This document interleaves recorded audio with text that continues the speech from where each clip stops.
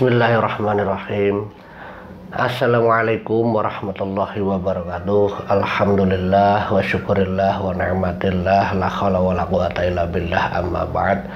Jumpa kembali di channel Sunyi Sepi. Terima kasih untuk kalian semua yang sudah dukung channel Sunyi Sepi ini dengan support lewat subscribe kalian, nitip komen dan like, juga share cerita-cerita dari channel Sunyi Sepi ini. Terima kasih untuk dukungan semuanya. Dan sebelumnya kita saling mendoakan saja, semoga kita dan kalian selalu dalam lindungan Allah Subhanahu wa Ta'ala, selalu diberikan nikmat sehat, dilancarkan rezekinya, dimudahkan dalam segala urusan. Amin amin ya rabbal alamin. Nah, kali ini saya ingin menceritakan satu kisah pengalaman misteri yang dialami oleh Mbak Rina yang harus kehilangan janin di kandungannya. Ini sudah berusia 7 bulan.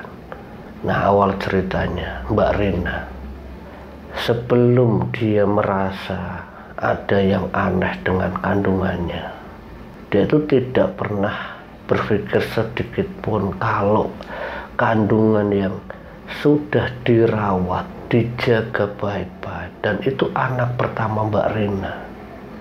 Di bulan pertama setelah pernikahannya, kurang lebih hampir 4 bulan, dia menggunakan tes untuk mengetahui dia sudah hamil atau belum. Ini Mbak Rina hampir 4 bulan lamanya itu tidak mendapatkan petunjuk kalau dia sudah hamil. Tapi setelah 5 bulannya, alhamdulillah, dia mendapatkan petunjuk dari alat penunjuk kalau dia itu sudah hamil.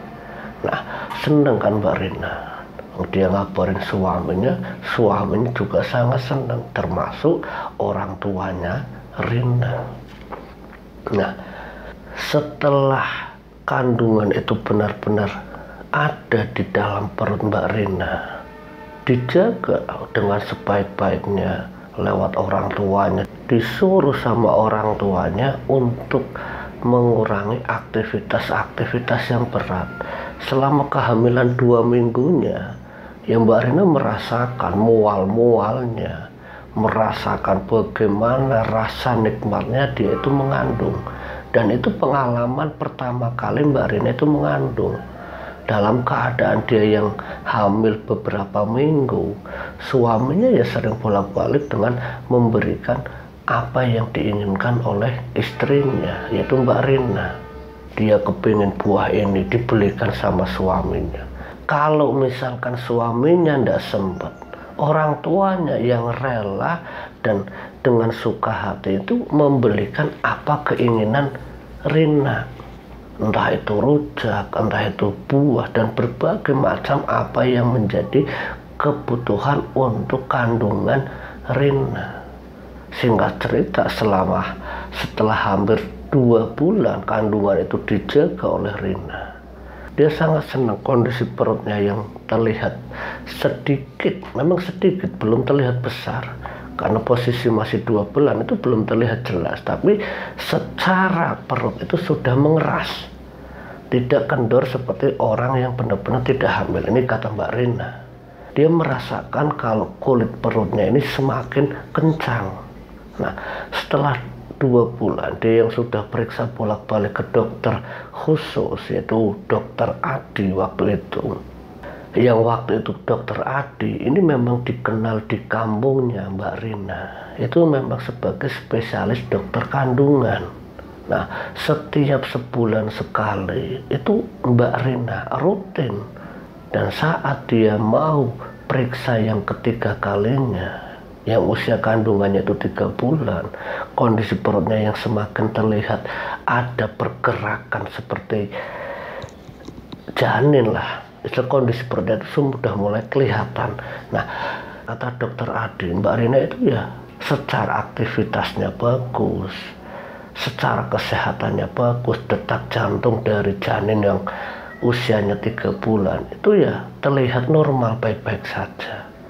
Sampai 4 dan 5 kali Mbak Rina sama suaminya periksa ke dokter Adi sampai usia kandungannya itu sudah 5 bulan. itu sudah sangat terlihat kondisi perutnya kalau janin itu benar-benar dalam keadaan sehat dan baik-baik saja. Mbak Rina ini senang karena apa ya, menunggu kelahiran anak pertamanya dari pernikahan dengan suaminya yaitu Mas Rano. Terus Mbak Rina setelah 5 bulan kandungannya ya dia memang sudah tidak membantu suaminya bekerja. Pokoknya setelah dia hamil, semenjak dia tahu kalau dia itu benar-benar mengandung, Mbak Rina memang sudah tidak bekerja lagi dan tidak diperbolehkan oleh Rano suaminya untuk bekerja untuk membantu dia. Apalagi termasuk orang tuanya Rina. Karena apa? Ya Rina sebagai anak satu-satunya orang tuanya yang diharapkan punya cucu dari Rina, ya sangat berharap penuh ya untuk menjaga kesehatan kandungannya. Ya orang tuanya pun tidak rela kalau Rina itu bekerja. Nah orang tuanya meminta sama Rano suaminya Rina, ya kamu bekerja, kamu jangan khawatir soal Rina, apapun kebutuhannya orang tuanya itu insya Allah masih sanggup. Kamu ndak usah khawatir kalau Rina ndak bekerja terus kebutuhan kamu itu makin kurang. Ndak usah khawatir, ibu dan bapak masih bantu, masih bisa. Jadi Rano sebagai suami walaupun dia bekerja itu ya memang sepenuhnya untuk istrinya. Nah setelah hampir 6 bulan kondisi kandungannya Mbak Rina yang semakin terlihat membesar, waktu itu ini usia 6 bulannya dia itu tidak sedikit pun berpikir aneh-aneh. Ini 1 bulan sebelum kandungannya hilang yang secara misterius, secara tiba-tiba, ini 1 bulannya itu memang Mbak Rina itu merasakan ada hal-hal yang aneh. Yang pertama, di ketiga hari setelah periksa dari dokter Adi, kalau Mbak Rina ingat, dia tuh pernah melihat sewaktu dia pulang dari dokter Adi bersama suaminya setelah periksa, itu seperti melihat ada semacam penampakan yang waktu itu periksanya memang menunggu jam malamnya dokter Adi pulang, habis maghrib kalau nggak salah. Mbak Rina itu habis sholat maghrib sekitar jam 6:30 itu baru berangkat. Itu pertama kali Mbak Rina melihat sosok penampakan, padahal orang tuanya itu sudah melarang Mbak Rina sama Rano agar periksanya ya di pagi hari, jangan malam-malam. Tapi karena waktu itu setiap paginya Rina ini selalu telat bangunnya karena mungkin kelelahan atau apa, kalau dibangunkan itu susah. Nah itu suaminya bisanya sempat itu mengantarkannya setelah habis sholat maghrib. Nah singkat ceritanya, setelah melihat penampakan itu Rina tidak cerita ke siapa-siapa, apalagi ke suaminya termasuk ke orang tuanya. Setelah melihat penampakan itu, ternyata malam harinya saat Mbak Rina itu istirahat bersama suaminya yang sudah terlelap tidur, Mbak Rina ini terbangun, dan terbangunnya itu seperti ada yang ngebangunin dia. Itu suruh berjalan mengikuti angan-angannya, itu seperti ada yang mengarahkan. Mbak Rina terbangun, antara sadar atau tidak, Mbak Rina itu bangun dari tempat tidurnya, buka pintu, lalu keluar rumah. Setelah di halaman rumah dia baru sadar, astagfirullah, kenapa saya di luar rumah? Nah Mbak Rina sudah sadar sebenarnya, dia langsung masuk. Nah sewaktu masuk dia langsung menemani suaminya yang sudah tertidur. Nah esok paginya dia baru cerita sama suaminya Rano, Mas tadi saya dan Mas itu periksa dari dokter Adi, Mas tahu enggak kalau saya itu melihat seperti ada hantu. Ah hantu apaan? Iya Mas, itu bener hantu, warnanya putih, itu seperti terlihat jelas saat Mas itu lagi boncengin saya, dan dia itu seperti menatap saya. Dan Yang lebih tadi saya bingung Mas, semalam kira-kira jam 1 dini hari itu saya kok tiba-tiba ada di luar rumah. Padahal ya saya ngerasanya ya tidur bareng Mas, tapi setelah saya sadar kok tiba-tiba di luar rumah, ya saya langsung menutup pintu dan masuk ke kamar. Nah ini saya baru cerita, ya mohon maaf Mas kalau saya ini baru cerita, soalnya ya saya kira itu hanya halusinasi saya saja. Itu kejadian pertama. Nah di kejadian kedua, sekitar 1 minggu setelah dia melihat penampakan dan keluar dari kamarnya, kurang lebihnya 1 minggu setelahnya, Mbak Rina itu memimpikan 2 orang, yaitu kakek dan nenek ini seperti meminta bantuan sama Mbak Rina untuk memegang sebuah gaman yang wujudnya itu keris. Nah waktu itu Mbak Rina, karena dalam mimpinya itu dia tidak mengenal siapa kakek nenek itu, Mbak Rina menolak. Padahal kakek dan nenek itu yang di dalam mimpinya Mbak Rina itu ya seperti mengacungkan dan menyerahkan gaman agar dia yang menyiramkan. Mbak Rina itu disuruh nyiram keris itu untuk disiram kembang. Nah Mbak Rina yang merasa mimpi itu aneh, dia langsung terbangun dan langsung bangunnya itu langsung nepuk suaminya. Mas, saya mimpi aneh Mas. Mimpi apa lagi Dek? Kata suaminya, saya tadi mimpi ini Mas, mimpi ditemui kakek sama nenek-nenek, suruh pegang keris dan suruh disiram kerisnya. Lah kamu kenal enggak siapa kakek nenek itu? Kata suaminya. Ya saya enggak kenal. Terus kamu mau enggak? Ya enggak mau Mas. Ya syukurlah, ya udah istirahat aja, enggak usah dipikirin, enggak apa-apa. Itu kejadian yang kedua. Kejadian yang ketiganya, kakek nenek itu kembali datang ke mimpinya Mbak Rina. Mungkin usia kandungannya itu sudah hampir 6 bulan lebih 18 hari, seingatnya Mbak Rina. Itu untuk ketiga kalinya melihat hal-hal yang aneh. Kakek nenek tua itu seperti nyata datang ke kamarnya Mbak Rina, tapi tidak membawa keris seperti di mimpi kedua. Nah waktu itu Mbak Rina yang melihat suaminya yang sudah tertidur lelap kira-kira jam 2 dini hari, karena terlihat jelas jam bekernya itu jam 2 dini hari, itu melihat seperti ada kakek nenek itu menatap Mbak Rina.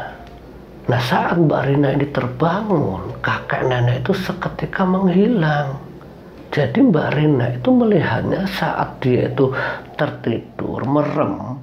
Nah setelah dia seperti melihat, dia itu buka mata. Nah buka mata itu kok langsung hilang kakek nenek itu. Menurut Mbak Rina, dia melihat, dia tidak secara nyata dia melihat dengan mata terbuka enggak, tapi tubuh yang belum tertidur sepenuhnya. Karena mungkin kondisi kandungan yang sudah membesar, susah tidur. Nah Mbak Rina itu pejamkan mata. Nah saat pejamkan mata itu seperti nyata melihat kehadiran kakek nenek tua itu. Tapi saat dia buka mata, kakek nenek tua itu sudah tidak ada. Nah dia mencoba nengok kanan kiri sana sini, kok tidak ada semua. Dia melihat jam beker itu jam 2, dia tidur lagi. Dan mimpi itu diceritakan lagi ke suaminya, belum ke orang tuanya. Mbak Rina memang tidak cerita ke orang tuanya. Tapi setelah kejadian yang keempat kalinya, kandungannya kira-kira 6 bulan lebih 25 hari. Sebelum 1 minggu sebelum bayi itu di dalam kandungannya Mbak Rina itu benar-benar hilang.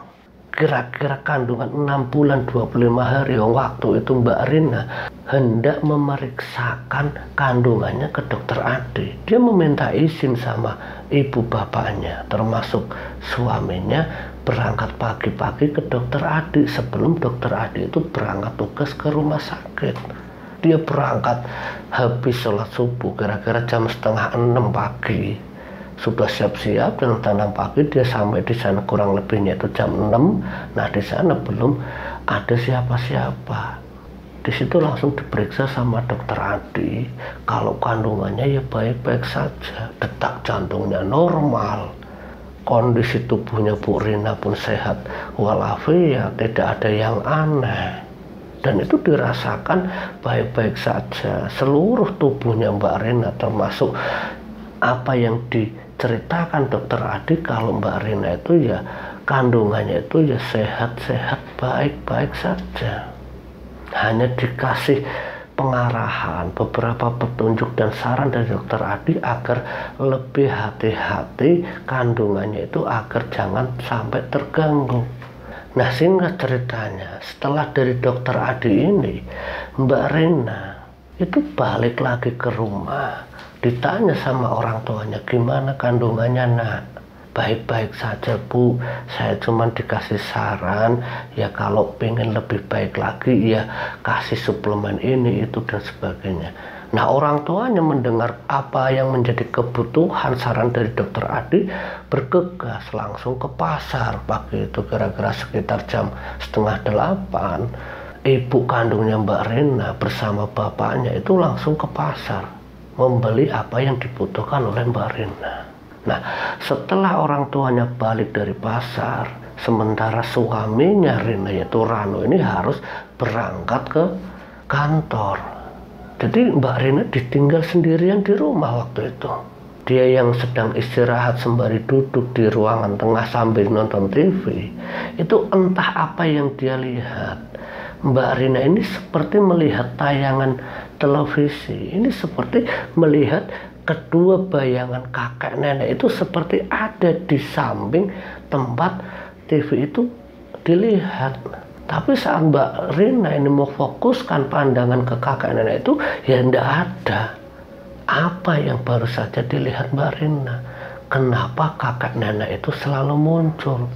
Nah beberapa saat Mbak Rina ini gonta-ganti di channel TV, orang tuanya pulang. Nah sejak saat itu Mbak Rina akhirnya cerita ke orang tuanya, ke ibu dan bapaknya.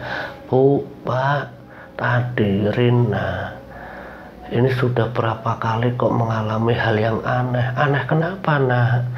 Kok kamu tidak cerita?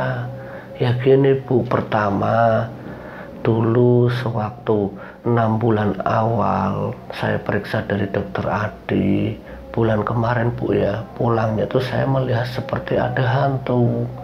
Terus malamnya saya didatangi sama kakek dan nenek yang berwajah tua, dan itu pun sembari membawa keris.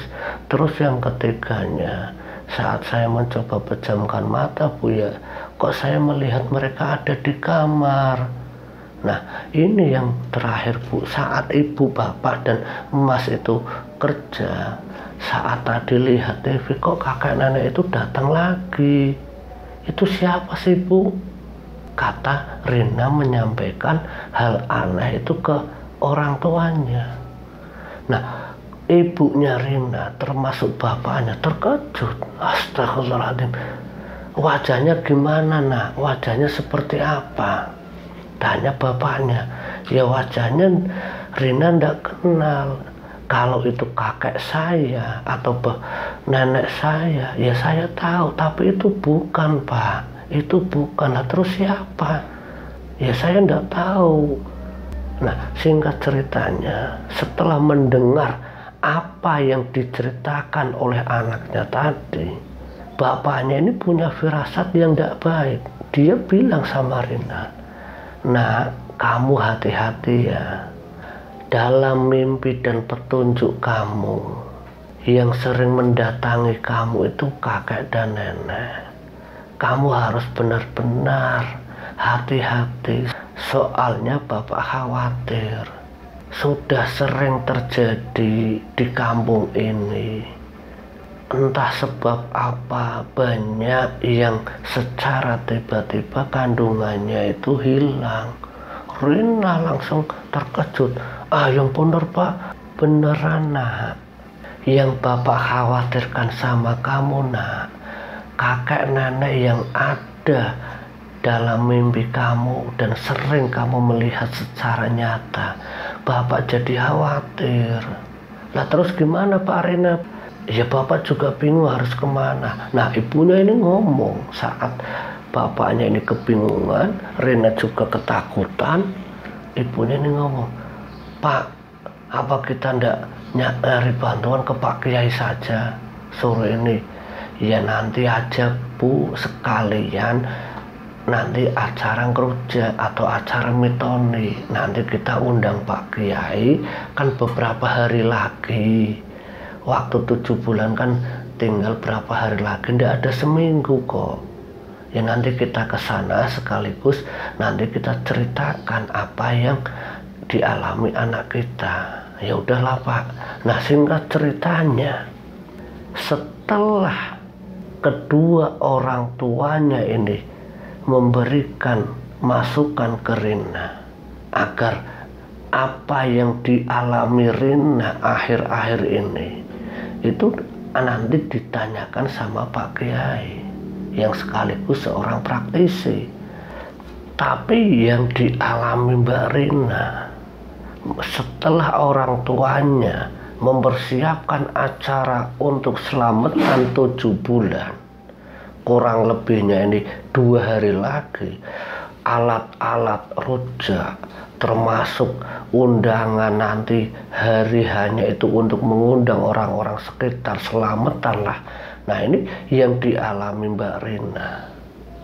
Dia itu seperti didatangi oleh kakek nenek tua tadi, tapi dalam keadaan tidur. Mbak Rina itu ketiduran di siang hari, kira-kira jam 1 siang. Dia itu seperti entah sadar atau tidak, dia yang ada di ruangan tengah saat nonton TV, dia itu ketiduran. Nah dalam tidurnya itu dia mimpi itu ketemu dengan nenek dan kakek tua itu yang masih menggenggam gaman yang berwujud keris tumbul.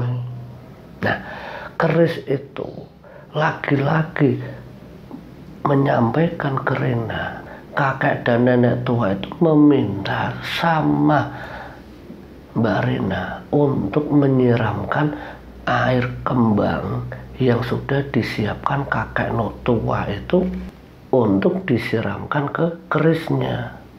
Waktu itu Mbak Rina ini tidak menolak apa yang diinginkan kakek tua itu. Nah Mbak Rina ini mengambil air kembang di atas batok kelapa itu di dalam mimpinya Mbak Rina. Itu air yang sudah ada kembangnya itu disiramkan ke keris tersebut. Nah setelah disiramkan, keris yang tadinya tumpul itu bisa berubah menjadi ada ujungnya. Nah Mbak Rina itu kaget. Nah Kak, ini kok kerisnya ada ujungnya, tadi kan tumpul. Kakek dan nenek itu tertawa. Tertawanya kakek nenek itu menghilang seketika di hadapan Mbak Rina. Nah Mbak Rina pun tersadar dalam mimpinya itu, apa yang baru saja saya mimpikan. Nah setelah dia sadar, dia bangun dari tidurnya, betapa terkejutnya Mbak Rina. Perut yang membesar, yang esok harinya ini ada acara selamatan 7 bulan atau ngerujak, kondisi perutnya Mbak Rina itu seperti lepes, kempes, seperti benar-benar orang yang tidak hamil sama sekali. Waktu itu Mbak Rina langsung teriak-teriak, ibu bapak, tolong, bayi Rina di mana Bu? Orang tuanya yang ada di dapur, termasuk bapaknya yang sedang istirahat di kamar, itu langsung terbangun karena apa? Jeritan dan tangisan Rina. Seketika itu ada orang tetangga yang bantu ibunya untuk acara esok hari, itu langsung menuju ke arah Rina. Dan betapa terkejutnya mereka semua melihat kondisi Rina itu di antara selangkangan kakinya itu berdarah, dan melihat perut Rina itu seperti rata, tidak mengandung sama sekali. Nah waktu itu melihat anaknya itu Rina yang kondisinya itu berdarah di bagian selangkangannya ini, orang tuanya ini langsung bergegas membawa Rina ini ke rumah sakit. Karena tidak mungkin juga ke dokter Adi, karena dokter Adi tugas. Nah, sesampainya di rumah sakit, kebetulan rumah sakit itu yang jaga dokter Adi. Nah, dokter Adi yang melihat Rina yang dibawa oleh perawatnya menuju ke ruang darurat, itu terkejut melihat kondisi Rina yang kakinya berdarah. Ditanya sama dokter Adi, orang tuanya, ada apa ini? Oh, kebetulan dokter Adi, saya minta tolong, itu kondisi anak saya gimana? Nah, dokter Adi bergegas langsung ke tempat Rina yang siap untuk dirawat. Di situ dokter Adi sangat terkejut. Pak, lah ini kandungannya kemana? Apa guguran atau gimana? Nggak tahu, Pak. Soalnya tiba-tiba saja tadi dia langsung teriak dan nangis, terus pingsan. Dia tuh sudah tidak ada terlihat lagi janin atau kandungannya dan kempes begitu saja. Nah, dokter Adi dibantu dokter-dokter yang lain ini membersihkan pendarahan yang membasahi seluruh kakinya Mbak Rina. Dan setelah Mbak Rina tersadar, Mbak Rina hanya bisa menangis menceritakan kejadian tersebut ke orang tuanya dan ke dokter Adi, kalau dia barusan ketemu dengan kakek dan nenek yang meminta untuk menyiramkan air kembang di keris yang tumpul. Tapi setelah disiramkan, keris itu langsung ada ujungnya berubah menjadi panjang. Nah, waktu itu orang tuanya benar-benar tidak percaya kalau kandungan anaknya, cucu pertama yang diharapkan, esok harinya yang akan melakukan acara selamatan, semua itu gagal seketika. Rina setelah dirawat beberapa jam di rumah sakit dibawa pulang. Suaminya Rina, Rano, yang mendengar kalau Rina di rumah sakit waktu langsung bergegas. Dan Rano pun ya terkejut mendengar kalau Rina itu kandungannya hilang begitu saja.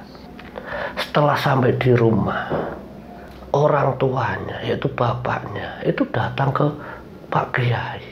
Rencananya untuk mengundang mendoakan kandungan anaknya. Dia juga ingin membatalkan acara 7 bulan karena kondisi kandungan anaknya itu sudah tidak ada. Jadi acara mitoni, acara rujak dan sempungannya itu batal begitu saja. Nah, di situ bapaknya Rina, termasuk suaminya waktu itu yang datang ke tempat Pak Kiai, itu menceritakan kejadian tentang Rina. Nah, Pak Kiai itu melihat dari apa yang diceritakan oleh bapaknya, kalau ada seseorang yang menggunakan ilmu hitam, itu dengan sengaja mencari bayi-bayi yang belum dilahirkan untuk kesaktian ilmu hitamnya. Dan termasuk korbannya adalah Rina. Lah terus gimana Pak Kiai anaknya? Wallahu alam, semuanya saya tidak tahu. Karena apa? Semua ini sudah terjadi. Ini ada orang atau dukun-dukun sakti yang sengaja ingin menambah kekuatannya dengan menyembah iblis atau bersekutu dengan iblis dengan cara mencari orang-orang yang sedang hamil. Dan ini bukan anak bapak saja, saya sudah menangani beberapa orang yang kasusnya itu serupa dengan Mbak Rina.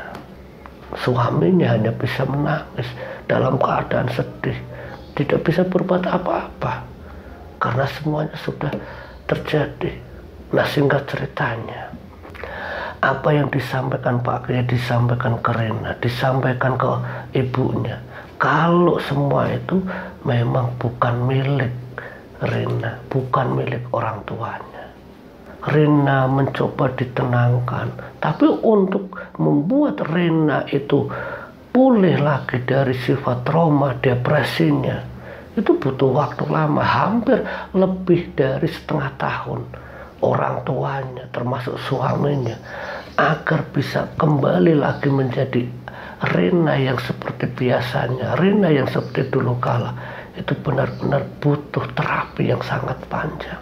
Nah, ini kisah Mbak Rina yang harus berjuang untuk si traumanya setelah kehilangan anak yang hampir diselamati dalam kandungannya yang usianya genap 7 bulan.